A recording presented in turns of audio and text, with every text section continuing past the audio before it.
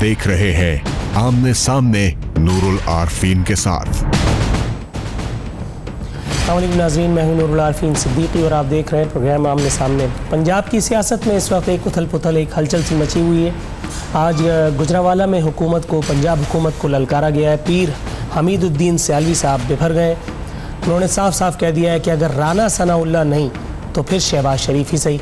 31 दिसंबर की डेडलाइन दे दी गई है और उन्होंने ये शिकवा भी किया है कि पंजाब हुकूमत ने, मियाँ साहिबान ने, शहबाज शरीफ साहब ने वादा किया था कि राना सनाउल्लाह का इस्तीफ़ा उन्हें बहम पहुँचाया जाएगा। इस दौरान में एक और रुकन नसरुल्लाह घुम्मन साहब, रुकन पंजाब असम्बली, उन्होंने भी इस्तीफ़ा दे दिया है। इससे ये ज़ाहिर होता है कि पंजाब असम्बली में इस्तीफ़ों का ये सिलसिला रुकने का नाम नहीं ले रहा। कुछ चैनल्स ने अपने तौर पर पीर हमीदुद्दीन सियालवी साहब को और उनके इस्तीफ़ों को जो गायब उनके तौर पर हो गए क्रिटिसाइज़ भी किया है। लेकिन बहरहाल ये बात तो अपनी जगह तय है कि पीर साहब ने आज जो अल्टीमेटम दिया है उसका कोई ना कोई नतीजा ज़रूर बरामद होगा।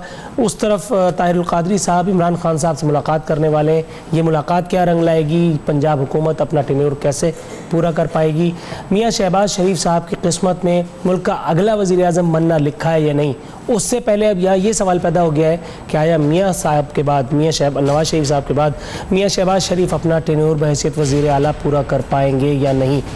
यहाँ मैं अपने पैनलिस्ट का तारुफ करा दूँ। हमारे साथ मौजूद होंगे जान अचकज़ई साहब, उनका ताल्लुक़ है पाकिस्तान मुस्लिम लीग नवाज से, थोड़ी देर में हमें ज्वाइन कर लेंगे। साथ ही साथ करमुल्लाह गोंदल, हमारे चीफ लाहौर, वो हमारे साथ मौजूद होंगे। लेकिन उससे भी पहले मैं तारुफ करा दूँ डॉक्टर क़य्यूम सुमरो साहब का, पाकिस्तान पीपल्स पार्टी के मारूफ रहनुमा है, आज हमारे साथ स्टूडियोज़ में मौजूद हैं। सर, आपका बहुत बहुत शुक्रिया कि आपने अपनी मसरूफियात के बावजूद हमारे प्रोग्राम में शिरकत की। ये मुझे बताइए, पंजाब हुकूमत पे क्रिटिसाइज़ किया जा रहा है, पंजाब हुकूमत को डेडलाइन दी जा रही है। आपके ख़्याल में पंजाब हुकूमत को नविश्ते तकदीर उसका क्या लिखा गया है? पंजाब हुकूमत ने ऐसे जो कारहाए नुमायाँ जो अंजाम दिए हैं, राना सनाउल्लाह इतने सिग्निफिकेंट क्यों हैं कि एक राना सनाउल्लाह को बचाने के लिए पूरी की पूरी पंजाब हुकूमत को कुर्बान करने का एलिजिड फैसला कर लिया गया है? बिस्मिल्लाहिर्रहमानिर्रहीम।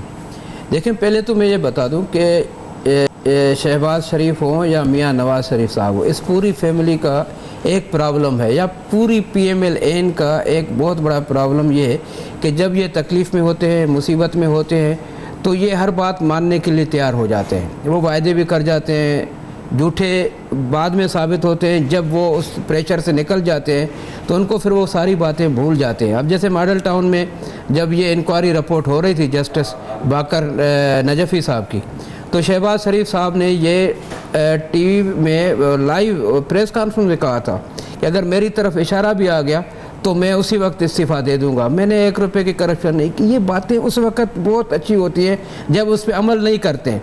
जब अमल करने की बात आती है तो ये साफ मुकर जाते हैं, फिर इनको कुछ याद नहीं रहता कि हमने।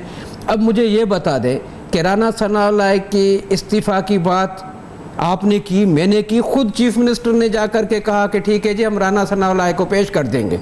या इसके अलावा ज़ईम कादरी साहब को आपने भेजा, मैंने भेजा, मेरी पार्टी ने भेजा, क्यों वहाँ बैठ कर के उन्होंने कहा कि जी इसको मुसलमान भी करो, इसको कलमा भी पढ़ाओ, यहाँ तक भी उसने कहा, और इसको जो है इसका इस्तीफ़ा भी हम आपको देंगे।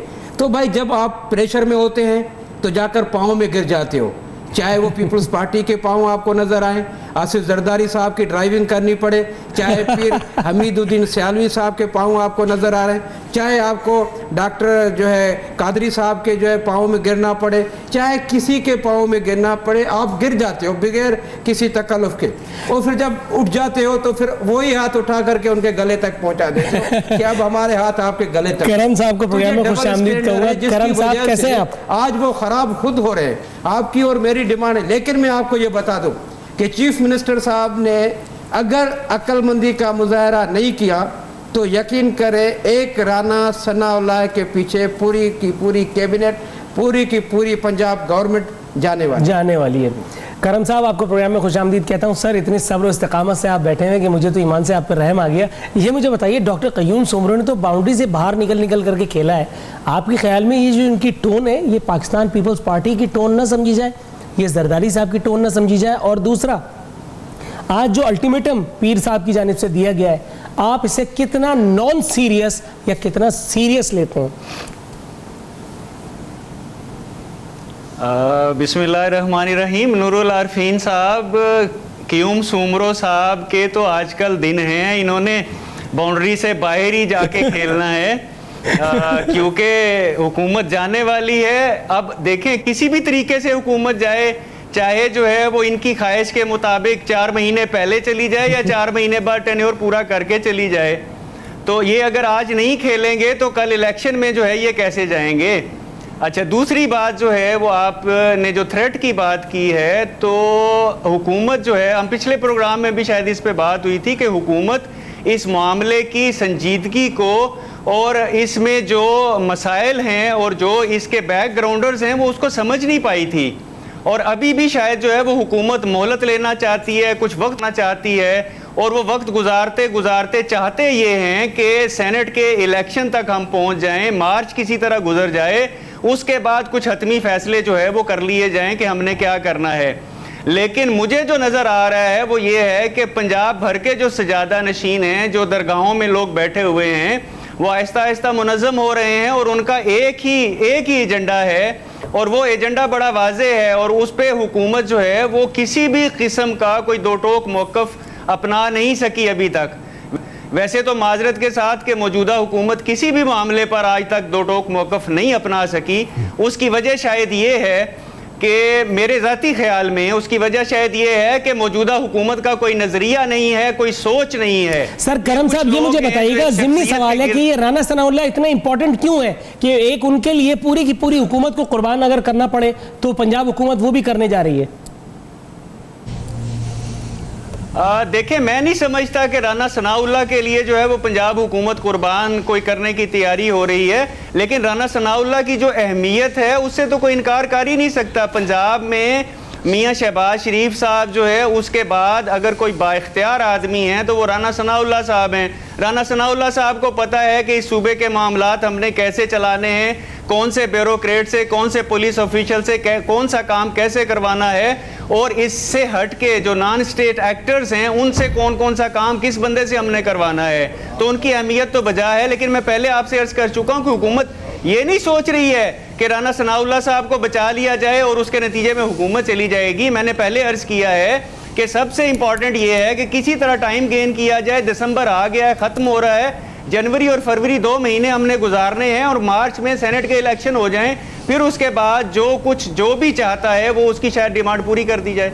राइट, जान साहब आपको प्रोग्राम में खुशामदीद कहूँगा। सर, आपको मेरी आवाज़ सुनाई दे रही है?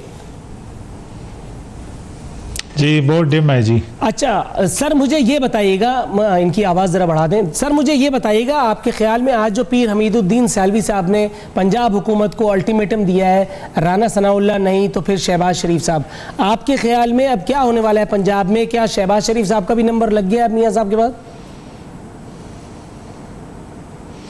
देखिए, अभी पीर साहब के बाद तो अभी ये वाज़ेह हो गया कि हमारे खानकाएँ भी ऐसा ऐसा सियासी होने जा रही हैं और सियासी पार्टी बन रही हैं।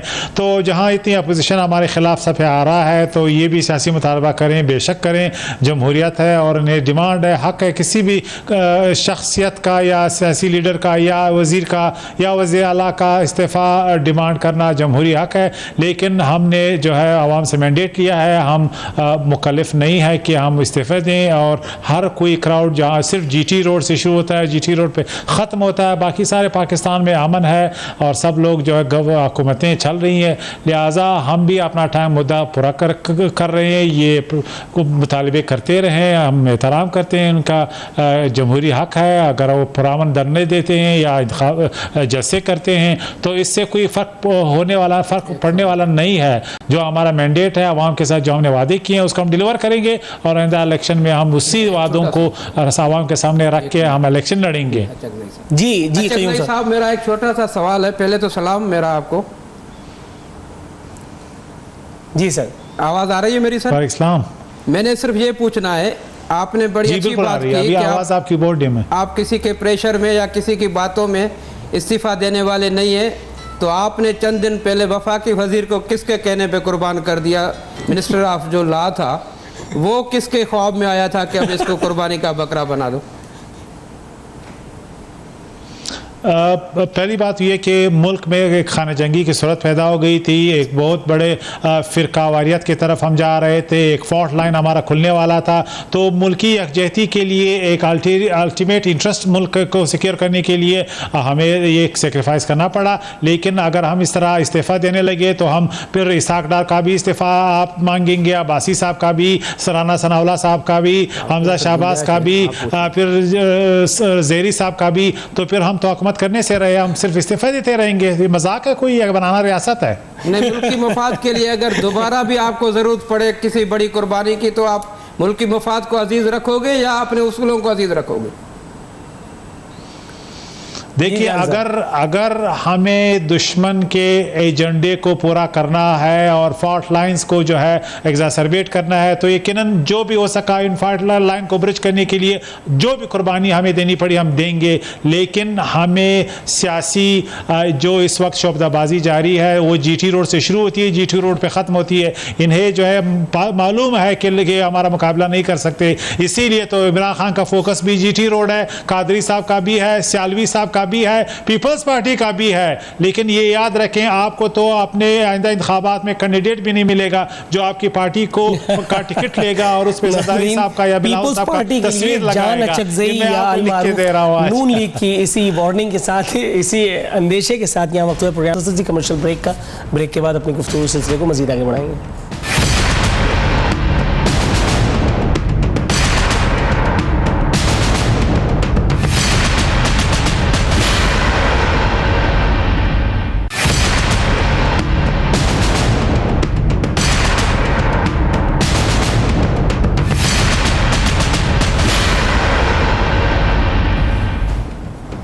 वेलकम बैक नाजरीन। बात हो रही है अपने मेहमानों से। करम साहब, एक तरफ तो पीर हमीद सियालवी साहब नामी तलवार पंजाब हुकूमत और शहबाज शरीफ साहब के सर पर लटक रही है, दूसरी तरफ मेरे पास एक खबर मौजूद है जो बता रही है कि सफ़ीरों, हाई कमिश्नर्स और सिफारतकारों की वज़ीर आला शहबाज शरीफ की गैर मामूली लीडरशिप को ज़बरदस्त खराज तहसीन।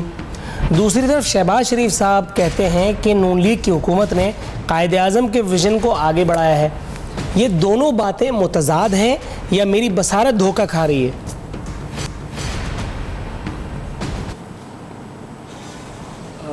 नूरुल आरफीन साहब, बहुत माजरत के साथ मुझे तो ये समझ में नहीं आती कि ये विजन क्या चीज़ होती है। विजन के लिए आपके पास कुछ थोड़ा सा लिटरेचर होना चाहिए, कुछ किताबों का ज़ख़ीरा होना चाहिए, कुछ पता होना चाहिए आपने किस किस को पढ़ा है और क्या कुछ आपने पढ़ा है।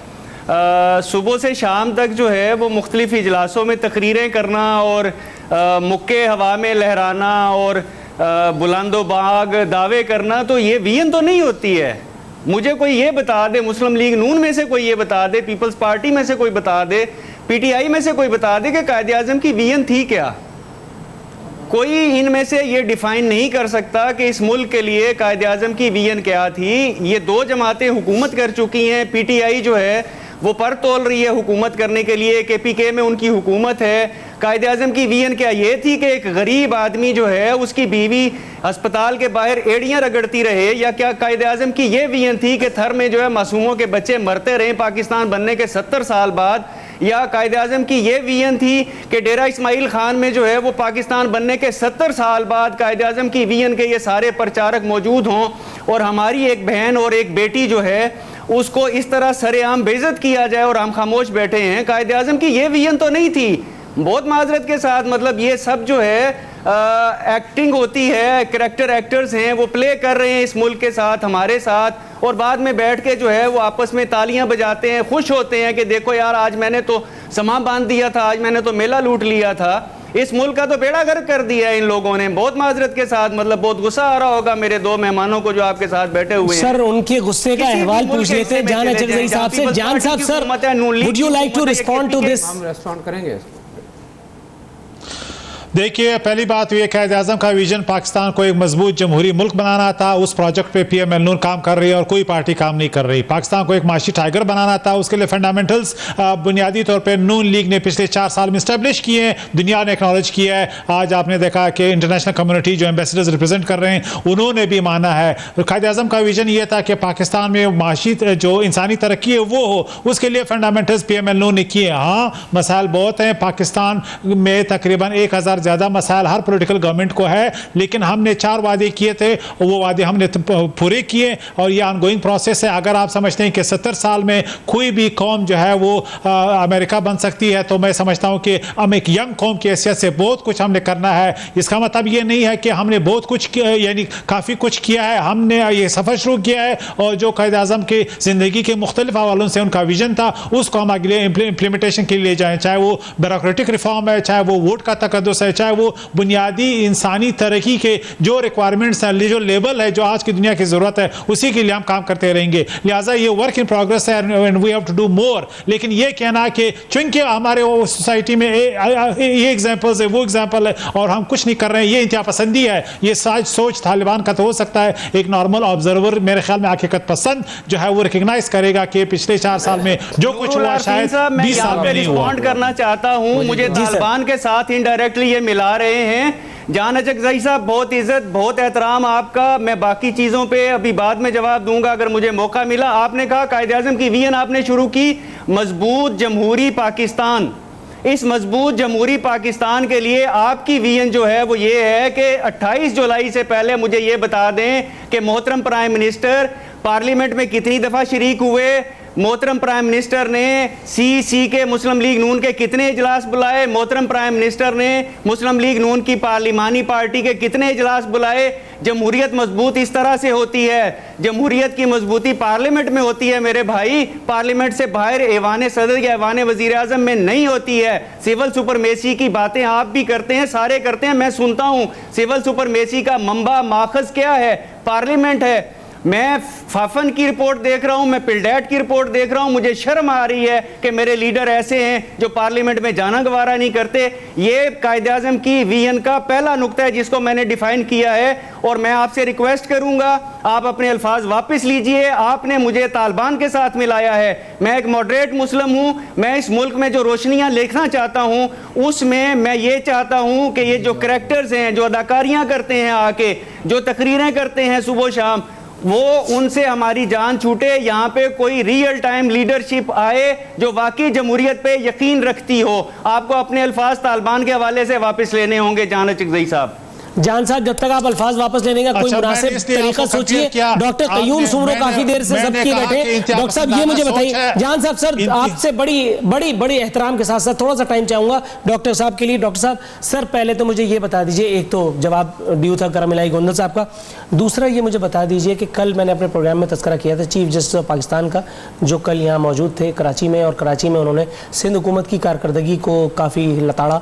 उन्होंने बताया कि 3 साल तक कराची वालों को मज़ीद पानी के लिए तरसना पड़ेगा। क्या कहेंगे सर, कायद आज़म का विजन लोगों को भूखा प्यासा रखना था? देखें, कायद आज़म की सोच में गोंदल साहब की बात से देखें मैं काफ़ी हद तक जो है इख्तलाफ रखूँगा। अगर कायद आज़म की सोच को एक ही शख्स था जिसने इब्तिदा की, वो कायद अवाम था, जो उस टूटे हुए पाकिस्तान को लेकर के पूरी दुनिया में लेकर गया, उसका नाम लेकर गया।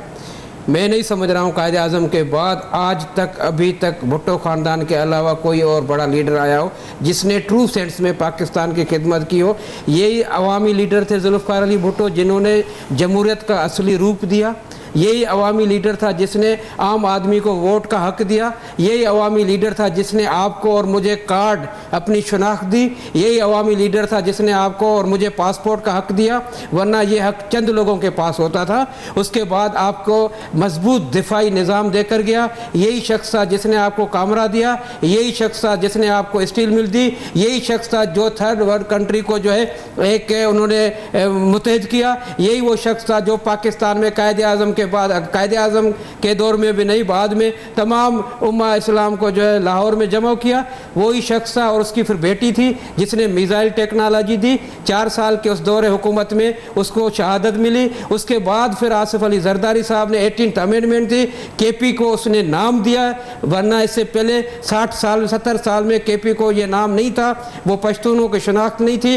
उन्होंने बलोचिस्तान के हुकूक का आगाज़ किया, इससे पहले नहीं थे। उन्होंने 18th अमेंडमेंट करके सूबाई खुद मुख्तारी दी जो कायदे आज़म की सोच थी।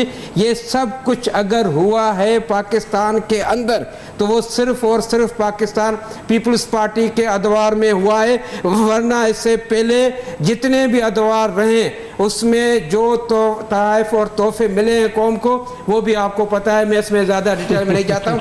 जहाँ तक आपका दूसरा सवाल है, देखें चीफ जस्टिस साहब बिल्कुल बजा फरमा रहे, हम पूरी कोशिश कर रहे हैं, हम कोई ऐसा इनकार या ऐसा जवाब नहीं देना चाहते हैं कि हम चीज़ों से मुकर जाएं। हम अपनी गलतियों को भी एडमिट करते हैं लेकिन आगे की सोच भी रखते हैं और हम समझते हैं कि कराची से लेकर सिंध, पूरे इंटीरियर सिंध तक, कश्मीर तक लोगों ने मैंडेट दिया है पीपल्स पार्टी को और ये पीपल्स पार्टी का हक बनता है कि अवाम की उमंगों पे ऊपर आ जाए। जहाँ तक पर्टिकुलर कराची का सवाल है, मैं समझ रहा हूँ कि पीपल्स पार्टी की पूरी कोशिश है और भी इंशाअल्लाह ताला हम इसको बेहतर करेंगे ताकि कराची जिस तरह पहले खूबसूरत शहर हुआ करता था दुनिया में और उसका एक अपना मकाम था, इंशाअल्लाह ताला यही पाकिस्तान पीपल्स पार्टी उसको उसी मकाम पे ले आएगी। लेकिन एक चीज़ मैं बता दूँ, गोंदल साहब कायदे आज़म के दौर में दहशत गर्दी के ये मामलात नहीं थे। कायदे आज़म की ज़िंदगी 1 साल थी, लेकिन उसके बाद जो हालात आपको और हमें मिले हैं 9/11 के बाद, उसमें जीना और उसमें पाकिस्तान की इस्तेकामत के लिए, मुल्क की सलामती के लिए, अदालतों और पार्लियामेंट की बालादस्ती के लिए अगर कोई जदोजहद रही है तो पाकिस्तान का पीपल्स पार्टी का प्राइम मिनिस्टर जिसने 4.5 साल के अरसे में पूरी हाजिरी लगाई, आप ये इनकार नहीं कर सकते, आप कबूल करेंगे कि यूसुफ रजा गिलानी हो या इसके अलावा परवेज अशरफ साहब हो, उन्होंने पार्लियामेंट के अंदर तमाम तर इजलास अटेंड किए और कोई भी ऐसा इजलास नहीं था अगर वो मुल्क में होते उसने अटेंड नहीं किया। तो ये बात भी आप एडमिट करो, एक ही नज़र से आप सबको न देखो कि सारे लोग इस तरह हैं। पीपल्स पार्टी ने जमहूरी रवैयों से अपने इस पार्टी को जिंदा रखा है, अपने मुल्क को जिंदा रखा है और मुल्क की सलामती, मुल्क की खारजा पॉलिसी, मुल्क की गोंदल साहब, उम्मीद है कि अब आप समझ गए होंगे, दिया है। उम्मीद है कि अब आप समझ गए होंगे। यहाँ वक्त हुआ एक मुख्तसर सी कमर्शियल ब्रेक का, ब्रेक से वापस आऊँगा तो कुछ और हकीकत समझानी है। नाज़रीन, यहाँ वक्त हुआ एक कमर्शियल ब्रेक पे जाने का।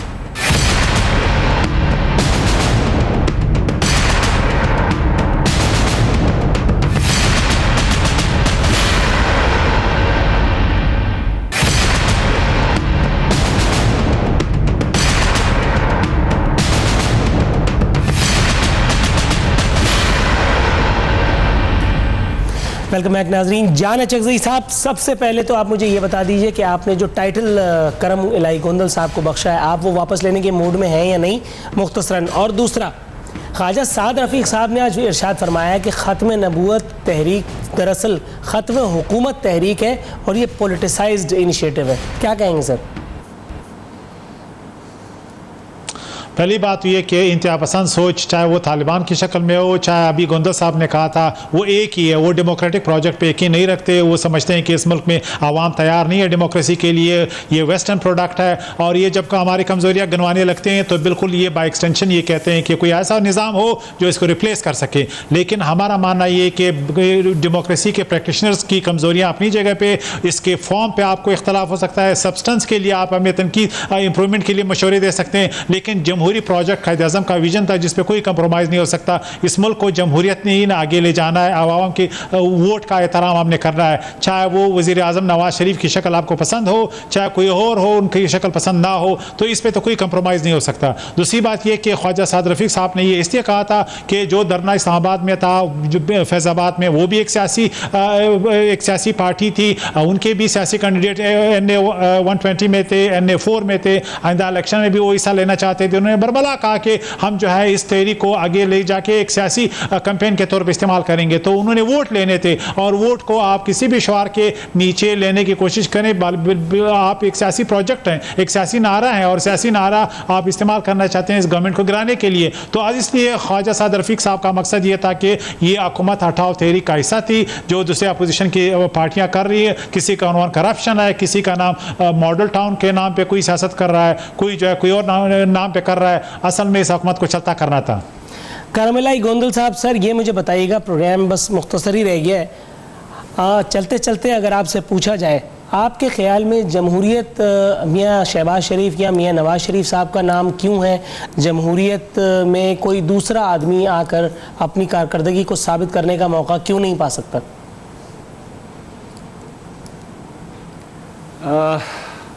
मैं अब फिर बोलूँगा तो इंतहा पसंदी का इल्ज़ाम मेरे ऊपर लग जाएगा। देखें, जमहूरियत जो है ना, जमहूरियत मेरी नज़र में जो है वो डेविड कैमरॉन है। 4 बैग पैक किए, घर चले गए, थ्रीसा में आके बैठ गई। ना डेविड कैमरॉन का कोई भाई है ना कोई बेटा है, पार्टी वही है, वो चल रही है। जो मैंने पहले शुरू में बात की थी वो लिटरेचर वाली, तो असल में जो ना सियासी जमातें किसी सोच पे होती हैं, नज़रिए पे होती हैं, नज़रिया किसी लिटरेचर पे होता है। मुझे आप ही बता दीजिए कि हमारे मुल्क में इस वक्त 3 जो सरगर्म जमातें हैं, पीपल्स पार्टी आसिफ जरदारी साहब की है, मियाँ नवाज शरीफ साहब की मुस्लिम लीग नून है और इमरान खान साहब की PTI है। इनमें से कोई लेफ्ट की, राइट की, centre right, centre left, neo cons, Orthodox, मतलब इनके क्या मतलब आइडियोलॉजी क्या है, इनकी क्या नज़रिया है, किस पे बेस करते हैं ये, जिसको लेके चलेंगे। और दूसरी बात जो है, जो जान अचकज़ई साहब ने फरमाया, बहुत अच्छा उन्होंने कहा है, इंतहा पसंदाना सोच और वो जमहूरियत नहीं चाहते। मैं तो ये चाहता हूँ, मैं इसलिए तनकीद कर रहा हूँ कि आप अपनी खामियों को दूर कीजिए। खामियां जो हैं एक्सेप्ट ना करें, उनको दूर भी करना चाहिए था। 4 साल पहले ये सोच आ जाती कि निज़ाम अदल में क्या क्या खामियां हैं, जमहूरियत को कैसे मजबूत करना है, पार्लियामेंट की ताकत असल में होती क्या है, तो आज हमारे ये हालात ना होते। 5 या 4 इलेक्शन मुसलसल हों बगैर किसी वक्फे के, तरीके और सलीके के साथ। ये इलेक्शन जो है वो छलनी होते हैं। ये छलनी मुसलसल चलती रहेगी तो कंकर शंकर निकल जाएंगे, लेकिन इस छलनी को चलाने के लिए मजबूती जो है वो पार्लियामेंट की बहुत ज़रूरी है और उस पर फोकस करना ज़रूरी था, जो नहीं किया गया। निज़ाम अदल भी ठीक करने की ज़रूरत थी। निज़ाम जो इंसाफ है, तालीम है, सेहत का निज़ाम है। मैं भी 2 दिन पहले जिना हॉस्पिटल में गया था, पंजाब के बड़े डंके बजते हैं जनाब अली, बहुत हमने तरक्की कर ली है। जिना हॉस्पिटल आर्थोपेडिक वार्ड, लिख लीजिए, नोट कर लीजिए, जिना हॉस्पिटल आर्थोपेडिक वार्ड। मैं वहाँ पे गया, जो हड्डियाँ एडजस्ट करनी होती है ना जी, उसके लिए वज़न ज़रूरी होता है। ईंटें बांधी हुई थी मरीजों के साथ, ईंटों से जो है वो वज़न उन पर डाला हुआ था कि हड्डियाँ एडजस्ट हों। वो जो उनके बेंच पड़े हुए थे उनमें खटमल थे। मैं वॉशरूम में गया, वॉशरूम में पाँव धरने की जगह नहीं थी, इतनी गंदगी थी। ये इतनी ज़्यादा हमने तरक्की की है। वो जो मैं रो रहा हूँ ना कायद-ए-आज़म की विजन को, मैं इसलिए रो रहा हूँ, वरना मैं कितना जमहूरियत पसंद हूँ, मुझे किसी से जो है वो सर्टिफिकेट लेने की ज़रूरत नहीं है। लेकिन ये जमहूरियत के नाम पर जो कुछ हमारे साथ हो रहा है, खुदा की कसम ये मजाक हो रहा है हमारे साथ। ये जो इन्होंने कहा ना जुल्फ़िकार अली भुट्टो साहब का, जुल्फ़िकार अली भुट्टो साहब एक लीडर थे, मानता हूं मैं लीडर थे। कायद-ए-आज़म मोहम्मद अली जनाब बहुत बड़े लीडर थे। अब वैसे लीडर हमें चाहिए तो वो तब आएंगे जब आप अपना लिटरेचर से राब्ता जोड़ेंगे, रोजाना किताबें पढ़ेंगे, अखबारात पढ़ेंगे, लोगों से मिलेंगे, बैठकें करेंगे। एक घर से निकले दूसरे घर में पहुंच गए, एक जगह से अप्लाई किया दूसरी जगह चले गए, जमहूरियत नहीं है। करमिलाई गोंदल साहब, जो मर्ज आपको और नूरुल आरफीन को लाख है, आप क्यों चाहते हैं कि ये पूरी उम्मत में फैल जाए? किताबें पढ़ना, सवाल पूछना, तहकीक करना। दूसरी बात यह कि अगर इसी को मेयार बना लिया जाए तो कितने सियासतदान फारिग हो जाएंगे, आपको कुछ अंदाजा है? डॉक्टर साहब आप मुझे बताइए, अगर किताबें पढ़ना सियासी बका का जरिया ठहरा तो पीपल्स पार्टी में कौन बचता है? देखें, पहली बात तो यह है कि गोंदल साहब ने बिल्कुल ठीक बात की। देखें, अब ये भी आप मेरे ख्याल में अब इस पे भी बहस करना, शुक्र है मेरी किसी बात से आपने इत्तेफाक कर लिया। नहीं, मैं कह रहा हूँ, मैं कि आगे ये बता रहा हूँ कि हमें लेफ्ट राइट, ये सेंट्रल लेफ्ट, इससे भी आगे निकल करके पाकिस्तान की खुशहाली के लिए, पाकिस्तान के लोगों की बेहतरी के लिए सोचना चाहिए। अब वो भी बात ख़त्म हो गई है, अब इसको भी छोड़ दें, इस बहस को भी, लेकिन आगे की तरफ हमें जाना चाहिए। पूरा पाकिस्तान हमारा है, यहाँ पर हर बसने वाला जो आदमी है, चाहे किसी भी ज़ात से, किसी भी कौम से उसका ताल्लुक हो, चाहे वो लेफ्टिस्ट हो, राइटिस्ट हो, मिडिलिस्ट हो, अपर स्टोर, लोअर स्टोर, हम सबका एहतराम करें, सबको साथ लेकर चलें। चाहे इस मुल्क के अंदर अक़लियती बिरादरी हो, मुसलमानों के अलावा जो रहते हैं उनके हुकूक का तहफ़्फ़ुज़ करें, उनके भी वही हुकूक है जो एक आम पाकिस्तानी के, एक आम मुसलमान के। तो हम पूरी कौम के लिए सोचें और इसी सोच को आगे लेकर चलें। जब तक ये सोच नहीं पैदा होगी, जब तक आप एक कौम की बात नहीं करोगे, पाकिस्तान की बात नहीं करोगे, तो हम अपने छोटे छोटे डिफरेंसेस में अपने आप को तकसीम करते रहेंगे, तो न मुल्क को आगे ले सकते हैं, न कौम को आगे ले जा सकते हैं, न वो तरक्की कर सकते हैं जिसके ख्वाब कायद आज़म ने देखा था। कायद आज़म मोहम्मद अली जिन्ना ने तो खुशहाल पाकिस्तान देखा था। कायद आज़म मोहम्मद अली जिन्ना ने तो ये कहा था कि यहाँ पे एक ऐसी स्टेट कायम हो जो आम आदमियों के हुकूक के, उनके हुकूक का तहफ़्फ़ुज़ करे, जहाँ पे ये इस किस्म का फ़र्क ना हो कि ये मुस्लिम है या गैर मुस्लिम है। वहाँ पे बुनियादी सबके हुकूक का जो है वो तहफ़्फ़ुज़ था। हम उसी सोच को आगे लेकर चलते हैं और इंशाअल्लाह ताला पाकिस्तान पीपल्स पार्टी, चूँकि पूरे पाकिस्तान की पार्टी है, वो किसी इलाके की पार्टी नहीं है, वो किसी एक कौम में एक कौम की पार्टी नहीं है, वो पाकिस्तान है और पाकिस्तान के नज़रिए को साथ लेकर चलने वाली पार्टी वही है। और इंशाअल्लाह ताला जहाँ हमारी कमज़ोरियाँ हैं, जहाँ हमने कुछ नहीं किया है, उसको बेहतर करेंगे। मायूसी की बात नहीं। आखिरी बात सर, आपने ख्वाजा साद रफ़ी की बात की कि ख्वाजा साहब ने कहा ख़त्म नबूवत की तारीख नहीं है, ख़त्म हुकूमत की है। मैं समझ रहा हूँ कि ख्वाजा साहब इंतहाई ज़िम्मेदारी से इन जुमलों का इस्तेमाल करो। कहाँ ख़त्म नबूवत का इशू, कहाँ आपकी हुकूमत? आप जैसी हज़ार हुकूमतें ख़त्म नबूवत पे कुर्बान हो जाए तो हमें कोई तकलीफ़ नहीं है। आप अपने आप का कंपैरिजन सोच समझ कर करें। ये अल्फाज भी मैं समझ रहा हूँ कि आपको बोलने नहीं चाहिए। आप खत्म नबूवत के मामलात को अपने हुकूमत के साथ नफी न करें। प्रोग्राम को वाइंड अप कर ले। तीनों मुअज़्ज़िज़ मेहमानों डॉक्टर क़य्यूम सुमरो, जाना चकज़ई साहब और करमल गोंदल साहब का निहायत मशकूर हूँ। इसी के साथ हमारे प्रोग्राम का वक्त खत्म हुआ। नूरुल आरफीन सिद्दीकी और आमने सामने की टीम को इजाज़त दीजिए। फ़ी अमान अल्लाह।